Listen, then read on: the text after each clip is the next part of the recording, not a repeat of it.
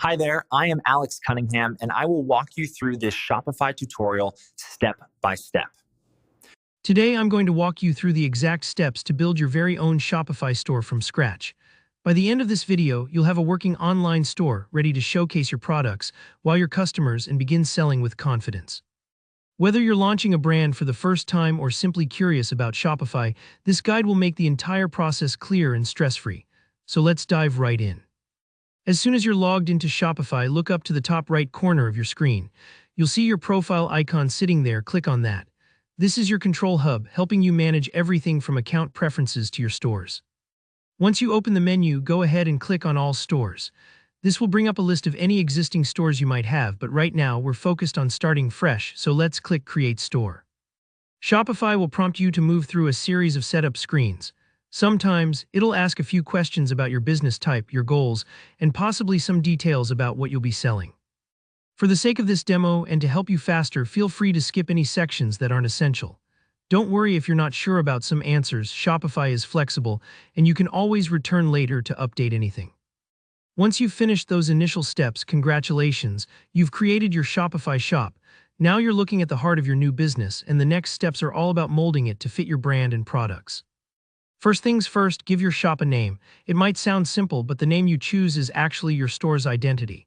This is what your customers will see when they visit, so pick something that's memorable and meaningful to your brand.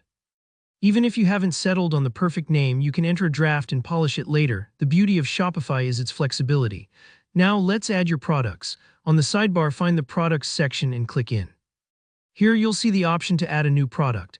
Take your time inputting each item. Give it a clear title, write a detailed description, upload high-quality images, and set your price. Remember, your product listings are like a storefront window. They're the first thing customers see.